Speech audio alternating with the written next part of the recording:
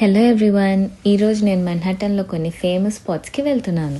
నా main destination వచ్చేసి world trade centre. నేనైతే ట్రైన్లో వెళ్దామని ఫిక్స్ అయ్యాను.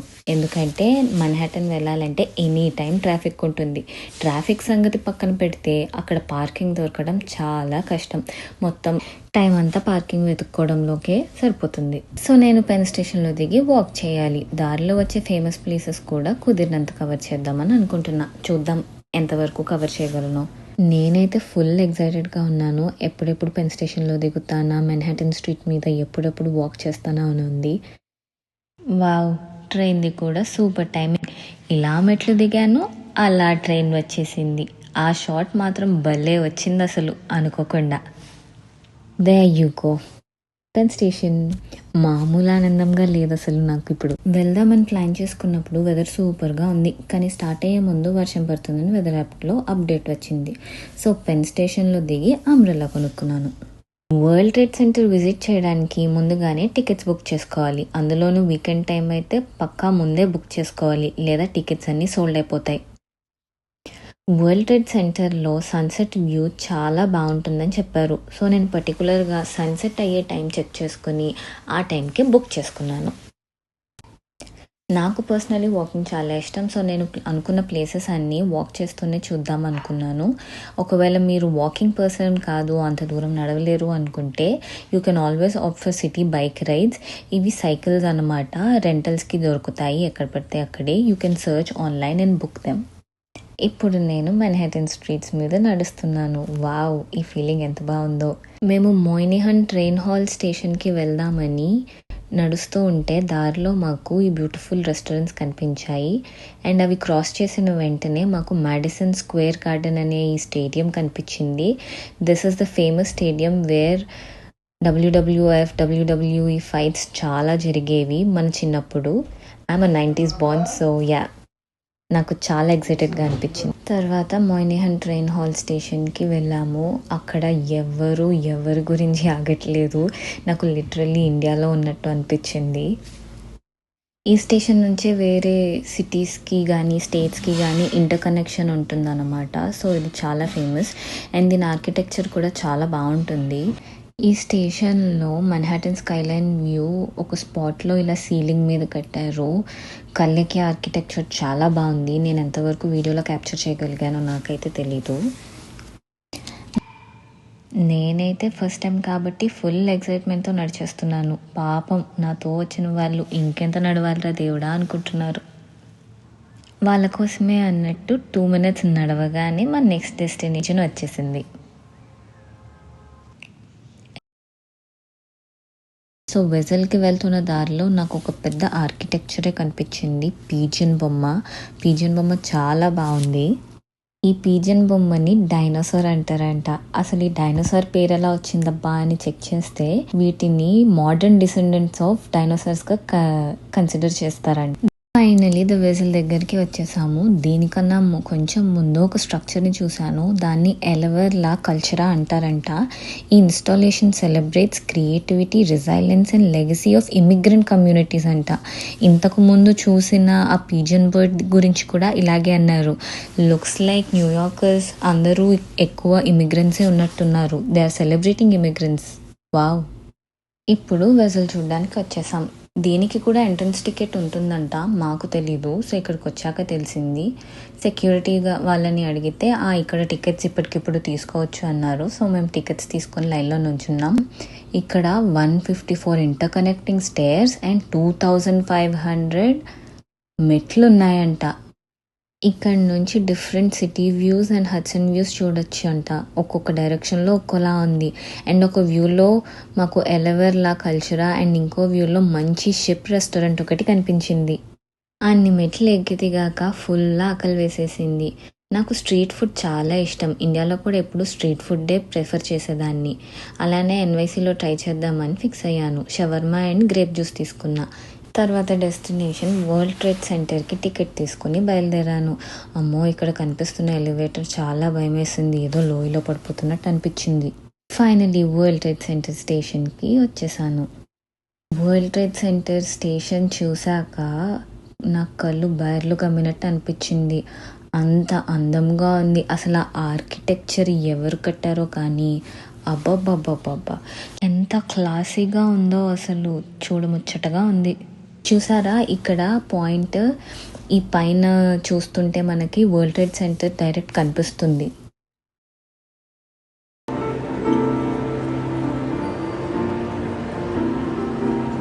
ఆ మ్యూజిషియన్ ఎంత బాగా వాయించాడో పియానో, చాలా నచ్చింది. ఇంకా టైం అవుతుందని చెప్పి బయలుదేరిపోయాం. వరల్డ్ ట్రేడ్ సెంటర్కి జస్ట్ కొంచెం ముందే ఎగ్జాక్ట్ ఆపోజిట్లో ట్విన్ టవర్స్ ఉన్నాయి. అప్పట్లో బిన్ లాడెన్ కూల్చేశాడు చూడండి, ఆ టవర్స్, అవి కూడా చూడడానికి వెళ్ళాం. ఆ ప్లేస్లో అక్కడ చనిపోయిన వాళ్ళ జ్ఞాపకార్థం ఇలా స్మారక స్మృతిలాగా కట్టి అక్కడ పేర్లు చెక్కారు. వాళ్ళ బర్త్డేస్కి కానీ లేదా డెత్ యానివర్సరీ టైంలో వాళ్ళ ఫ్యామిలీస్ వచ్చి ఇక్కడ ఫ్లవర్స్ పెడుతూ ఉంటారు ఆ పేరు మీద. ఇప్పుడు వరల్డ్ ట్రేడ్ సెంటర్కి వచ్చేసాం. దీన్ని వన్ వరల్డ్ అబ్జర్వేటరీ అంటారంట. ఇక్కడ రాగానే మా passport or any ID check చేసి టికెట్స్ కూడా చెక్ చేసి లోపలికి పంపించారు. వరల్డ్ ట్రేడ్ సెంటర్ ఒక major commercial complex. Twin towers కూల్చేశాక రిప్లేస్మెంట్లా దీన్ని కట్టారు. బట్ ట్విన్ టవర్స్ ఉన్న స్పాట్ని టచ్ చేయలేదు. ఆ స్పేస్లో మెమోరియల్ కట్టి దీన్ని పక్కన కట్టారు. దారి పొడుగుతా NYC history and world trade సెంటర్కి సంబంధించిన చాలా ఇన్ఫో డిస్ప్లే చేశారు. Various views of city from world trade center and also view of NYC from other locations కనిపించాయి. ఒక్కో పిక్చర్ ఎంత బ్యూటిఫుల్గా క్యాప్చర్ చేశారంటే అలా చూస్తూనే ఉండిపోవాలనిపించింది. అసలు టైం కన్స్ట్రెయింట్ లేకుండా తీరిగ్గా వచ్చుంటే మాత్రం పొద్దున్నొచ్చి రాత్రి వెళ్ళేదాన్నేమో. నా కంటికి అయితే ఐ ఫీస్లా అనిపించింది. ఎక్కువ చెప్తున్నాను అనుకోకండి, మీరు కూడా కుదిరితే తప్పకుండా వెళ్ళి చూడండి. అలా కొంచెం దూరం నడిచి లిఫ్ట్ ఎక్కేసాను. 102nd ఫ్లోర్కి వెళ్ళడానికి లిఫ్ట్ ఎక్కాం. ఇది one of a kind experience. Building కట్టడం స్టార్ట్ చేసిన దగ్గర నుంచి కంప్లీట్ అయ్యే వరకు ఆ లిఫ్ట్ నుంచి వ్యూలా అనిపించింది. లిఫ్ట్లో 102 ఫ్లోర్ వరకు వెళ్ళాను. చాలా ఫాస్ట్గా వెళ్ళిపోయింది అనిపించింది. చాలా స్మూత్గా వెళ్ళింది. అసలు పైకి వెళ్తున్నప్పుడు ఆ కింద గ్రావిటేషనల్ ఫోర్స్ లాగా ఏం అనిపించలేదు. 102 ఫ్లోర్కి అప్పుడే వెళ్ళిపోయినా అనిపించింది రీచ్ అయ్యాక. తర్వాత ఒక స్టాఫ్ మెంబర్ వచ్చి గైడ్ చేశారు. తర్వాత సిటీ అండ్ సిటీ స్కైలైన్ గురించి ఒక బ్యూటిఫుల్ వీడియో ప్లే చేశారు. మీరు కూడా చూసేయండి.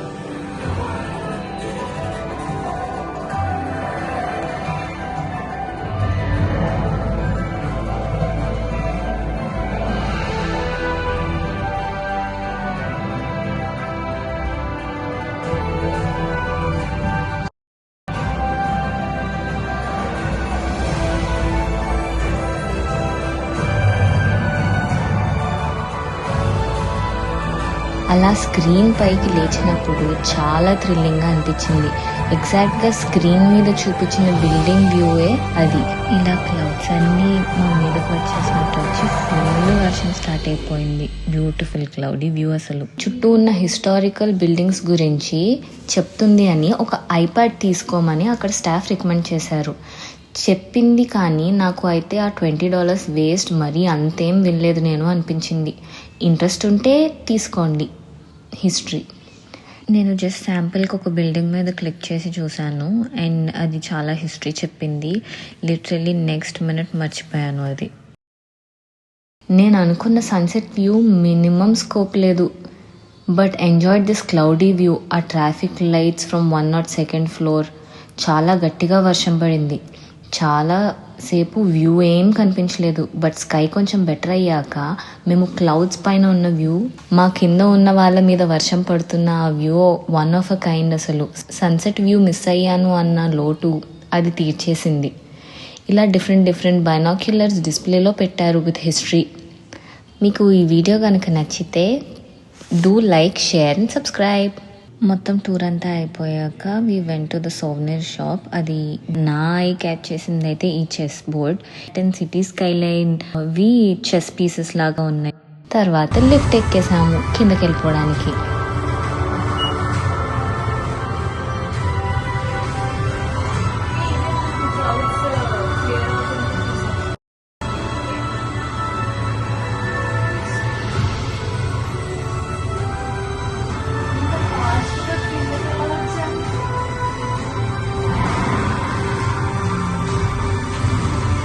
Thank you for visiting One World Observatory.